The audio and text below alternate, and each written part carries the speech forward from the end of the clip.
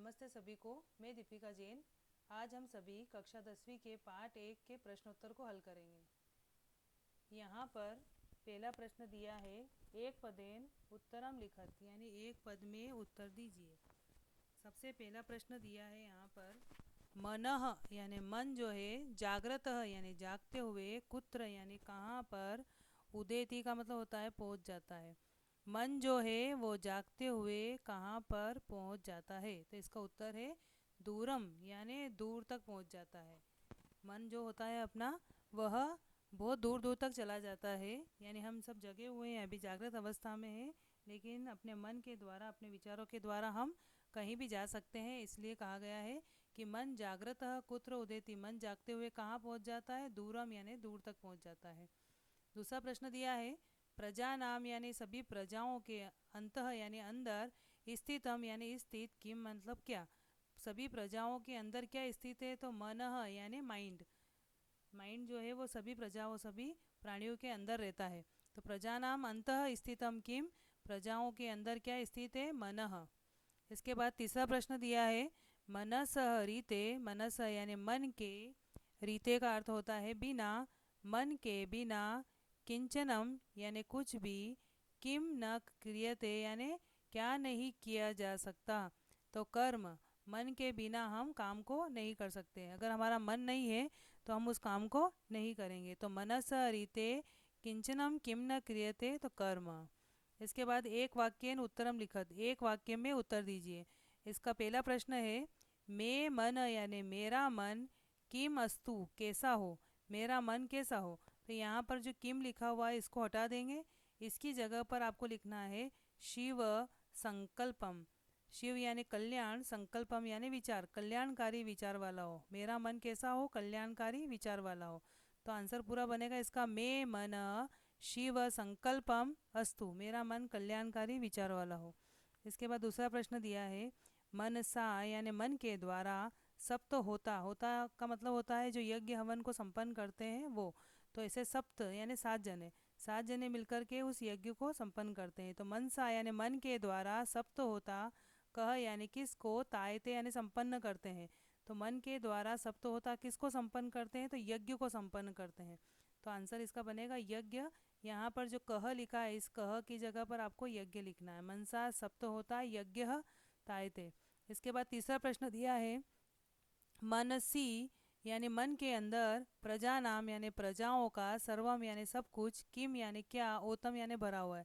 मन के अंदर लोगों का या प्राणियों प्राणियों का सब क्या भरा हुआ है, तो चित्तम। चित्तम का मतलब होता है ज्ञान, ज्ञानम भी लिख सकते हैं, चित्तम भी लिख सकते हैं। तो चित्तम का मतलब होता है ज्ञान। तो प्रजाओं के अंदर जो है, जो मन है उसके अंदर प्रजाओं का क्या भरा हुआ है, ज्ञान भरा हुआ है। तो मन सी प्रजा नाम सर्वम चित्तम ओतम, मन के अंदर प्रजाओं का सब ज्ञान भरा हुआ है। इसके बाद अधोलिखित वाले प्रश्न है।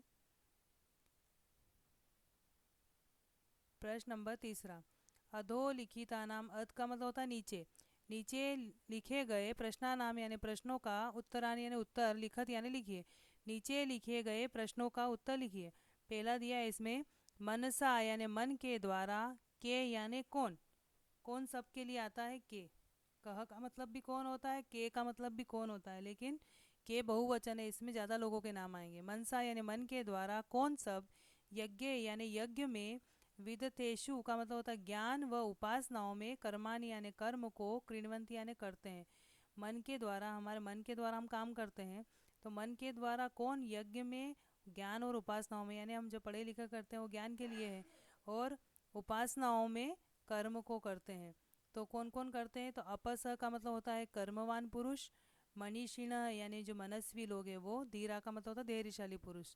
तो ये सब मन के द्वारा जो है ज्ञान व उपासनाओं में काम करते हैं। तो के को हटा देंगे और इस के की जगह अपस मनीषिण और धीरा लिखना है। तो मनसा अपस मनीषिण धीरा यज्ञे विदथेषु कर्माणि कृण्वन्ति, मन के द्वारा कर्मवान पुरुष, मनस्वी व्यक्ति और धैर्यशाली व्यक्ति जो होते हैं वो यज्ञ में, ज्ञान व उपासनाओं में कर्म को करते हैं। इसके बाद दूसरा प्रश्न दिया है, अमृतेन यानी अमर मन के द्वारा, किम यानी क्या, परिग्रहितम यानी जाना जाता है। इस अमर मन के द्वारा हम किन किन चीज़ों के बारे में जान जाते हैं। तो यहाँ पर ये किम हटाना है, किम की जगह आपको लिखना है इदम यानी यह, भूतम यानी भूतकाल, भुवनम यानी वर्तमान काल, भविष्यत यानी भविष्य काल, सर्वम यानी सब कुछ, संसार में जितनी भी वस्तुएं हैं सबको हम मन के द्वारा, अपने माइंड के द्वारा ही जानते हैं। सब चीज़ों की जानकारी हमें अपने माइंड के द्वारा ही मिलती है कि कौन सी चीज़ का क्या नाम है। तो भूतकाल की वस्तु हो, चाहे वर्तमान की हो, चाहे भविष्य काल की हो, सब अपने मन के द्वारा ही हम जानते हैं। तो प्रश्न है आपका अमृतेन किम परिग्रतम। तो अमृतेन इदम भूतम भुवनम भविष्यत सर्वम परिगृहितम, यानी अमर मन के द्वारा भूतकाल, वर्तमान काल, भविष्य काल और सांसारिक जितनी भी वस्तुएं हैं इन सबको हम जान जाते हैं। इसके बाद तीसरा प्रश्न है मनसी यानी मन के, मन में, ऋच यानी ऋग्वेद, साम यानी सामवेद, यजुंशी यानी यजुर्वेद, कथम यानी किस प्रकार, प्रतिष्ठिता यानी स्थित है। इस मन के अंदर ऋग्वेद, सामवेद और यजुर्वेद के जो मंत्र है वो किस प्रकार प्रतिष्ठित है, यानी हमारे मन माइंड के अंदर जो है ऋग्वेद, सामवेद, यजुर्वेद के मंत्र किस प्रकार से रह रहे हैं। तो जिस प्रकार से रथ नाभो यानी रथ की जो नाभि होती है, यानी जो पहिया होता है, रथ चक्र का जो पहिया होता है रथ का, उसके नाभि में जिस प्रकार से अरा इव, अरा का मतलब होता है तीलियाँ, इव का मतलब होता है समान, जिस प्रकार से रथ जो होता है तो रथ का जो पहिया है उसकी जो तीलियाँ हैं एक जगह ज्वाइंट रहती है, उसी प्रकार से ऋग्वेद, सामवेद और यजुर्वेद के जो मंत्र है वो मन के अंदर जुड़े हुए हैं, यानी मन के अंदर बसे हुए हैं। तो मनसी रीच साम यजुंशी खत्म हट जाएगा, इसकी जगह रथ नाभो अरा इव लिखना है। मन के अंदर ऋग्वेद, सामवेद, यजुर्वेद के मंत्र रथ की नाभि में जिस प्रकार से तीलियाँ रहती है उसी के समान ही प्रतिष्ठित यानी स्थित है। इसके बाद प्रश्न नंबर चौथा है प्रदत्त शब्द यानी दिए गए शब्दों के द्वारा रिक्त स्थानानि पूर्यत, रिक्त स्थान की पूर्ति कीजिए। जो आपको यहाँ शब्द दे रखे हैं उनके द्वारा रिक्त स्थान की पूर्ति करनी है। तो सबसे पहला दिया है तन्मय, तत्व में यानी इससे मेरा क्या हो, शिव यानी कल्याणकारी, संकल्प यानी विचार वाला, अस्तु यानी हो, इससे मेरा कल्याणकारी विचार वाला हो। तो क्या हो कल्याणकारी विचार वाला, तो मन हो, इसलिए आंसर आएगा इसमें मनः। इसके बाद है यस्मान न, जिससे नहीं, रीते का मतलब होता है बिना, किंचनम यानी कोई भी, कर्म यानी काम, क्रियते यानी किया जा सकता है। तो जिसके बिना कोई भी काम नहीं किया जा सकता है, तो रीते का मतलब होता है बिना। तो यस्मान, यस्मान में न भी मिला हुआ है, यस्मान अलग हो जाएगा, न नल का अलग हो जाएगा। तो यस्मान न रीते मतलब जिसके बिना कोई भी काम को, न किंचनम कर्म किए थे, कोई भी काम को नहीं कर सकते हैं। तीसरा है येन, जिसके द्वारा यज्ञ यानी यज्ञ जो है तायते यानी संपन्न होता है, संपादित किया जाता है, सप्त होता है। किसके द्वारा यज्ञ संपन्न होता है, तो सप्त होता है यानी 7 होताओं के द्वारा, यानी यज्ञ हवन की वेदी तैयार हो और हवन करने वाला नहीं आए तो वो यज्ञ संपन्न नहीं हो सकता। तो किसके द्वारा यज्ञ जो है, तो यहाँ ये मतलब जिसके द्वारा यज्ञ जो है तायते यानी संपादित किया जाता है, तो सप्त होता है यानी 7 होताओं से यज्ञ संपन्न होता है। इसके बाद पांचवा प्रश्न दिया है यथा योग्यम यानी जो सही लगे, यथा जिसके अनुसार, योग्यम यानी सही, योजित यानी मिलाइए, जो आपको सही लगे इसके सामने उससे इसकी जोड़ी मिलाइए। तो पहला है मनः यानी मन, ज्योतिषाम यानी सभी इंद्रियों का क्या है, एकम ज्योति यानी एक ही प्रकाशक है। मन जो है सभी इंद्रियों का एक प्रकाशक है, यानी मन के द्वारा ही सारी इंद्रियां, आँख कान नाक मुंह सब कंट्रोल में रहते हैं। इसलिए कहा गया है कि मन ज्योतिषाम एकम ज्योति, मन सभी इंद्रियों का एक ज्योति है। इसके बाद दूसरा दिया है येन कर्मण्यपसो, यानी जिस मन के द्वारा कर्मण्य यानी कर्म करते हैं, अपस यानी जो कर्मवान पुरुष है वो मन के द्वारा ही कर्म करते हैं। और कौन कौन कर्म करते हैं, तो मनीषी यानी जो मनस्वी व्यक्ति है वो भी कर्म को करते हैं। तो जिस मन के द्वारा कर्मवान पुरुष और मनीषी ने यानी मनस्वी व्यक्ति जो है वो कर्म को करते हैं। इसके बाद तीसरा दिया है तदु सुप्तस्य, यानी वैसे ही, सुप्तस्य यानी सोए हुए का, तथई वेति वैसा ही लौट आता है, तथा यानी वैसे ही, अवेति यानी लौट करके आ जाता है। तद सुप्त से, जैसे वो व्यक्ति सोता है तो उसका मन जो है, उसके विचार जितने भी हैं वो वापस लौट करके आ जाते हैं। इसके बाद प्रश्न नंबर छठा दिया है आमना। छठा है शुद्ध वाक्य नाम यानी सही वाक्य के सामने, समक्षम यानी सामने आम लिखिए, अशुद्ध वाक्य नाम और अशुद्ध वाक्य के समक्षम यानी सामने न इति लिखत न लिखिए। तो पहला दिया है इसमें मनः दुरंगमम अस्ति, मन जो है, माइंड जो है, दुरंगमम यानी भूत भविष्य वर्तमान तीनों कालों की जानकारी रखने वाला अस्थि यानी है, इसलिए आंसर आएगा इसका आम। दूरंगम यानी दूर तक जाने वाला है, दूर तक जाना मतलब वर्तमान काल, भूतकाल, भविष्य काल, तीनों कालों की जानकारी रखने वाला है, इसलिए आंसर आएगा इसका आम। दूसरे वाक्य दिया है मैं मन यानी मेरा मन, शिव यानी कल्याणकारी, संकल्पम यानी विचार वाला, न यानी नहीं, अस्तु यानी हो। मेरा मन कल्याणकारी विचार वाला नहीं हो, तो ये वाक्य गलत है, इसलिए न, क्योंकि आपके श्लोक में आया है कि मेरा मन कल्याणकारी विचार वाला हो, और यहाँ पर दिया हुआ है कल्याणकारी विचार वाला नहीं हो। इसके बाद तीसरा दिया है मन अपूर्वम अस्ति, मन जो है माइंड जो है अपूर्वम यानी सर्वप्रथम उत्पन्न है, इसलिए आंसर आएगा इसका आम। ये वाक्य सही है कि मन जो है सर्वप्रथम उत्पन्न है, तो इसका उत्तर हुआ आम। इसके बाद प्रश्न नंबर 7वां, एक वचनतः यानी एक वचन से, तह यानी से, एक वचन से, बहुवचने यानी बहुवचन में, परिवर्तियत यानी परिवर्तन कीजिए। आपको एक वचन से बहुवचन में परिवर्तन करना है। यहाँ पे दिया हुआ है धीर, ये धीर एक वचन का है, ये प्रथमा 7 विभक्ति होती है, तो 7 विभक्ति में से सबसे पहली प्रथमा विभक्ति का एक वचन होता है धीर, इसको बहुवचन में करेंगे तो धीर। आपने राम की विभक्ति याद करी हो तो रामः, रामौ, रामा होता है, तो बहुवचन में रामा, एक वचन में राम। तो उसी प्रकार से ये दिया है यहाँ पर यज्ञ, यज्ञ भी प्रथमा विभक्ति का एक वचन है, इसको बहुवचन में करेंगे तो हो जाएगा यज्ञः। इसी प्रकार से सुप्तस्य, सुप्तस्य जो है छठी विभक्ति का एक वचन है, इसी को अगर बहुवचन में करेंगे तो सुप्ता नाम हो जाएगा, जैसे राम की विभक्ति हम याद करते हैं रामा नाम हो जाता है, उसी प्रकार से सुप्तस्य का हो जाएगा बहुवचन में सुप्ता नाम।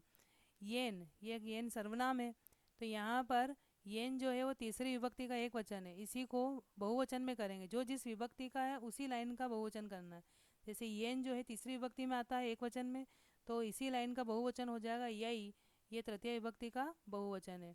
इसके बाद कर्म, कर्म जो है नपुंसकलिंग में आता है, जैसे आपने याद किया है फल की विभक्ति फलम, फले, फलानी, तो एक वचन फलम होता है, द्विवचन फले और बहुवचन फलानी, तो कर्म का बहुवचन हो जाएगा कर्माणी। तो फल की जो विभक्ति है उसमें फलम, फले, फलानी, द्वितीय विभक्ति में भी आता है फलम, फले, फलानी, इसलिए कर्म का बहुवचन कर्माणी जो है प्रथमा विभक्ति से भी बनेगा और द्वितीय विभक्ति से भी बनेगा।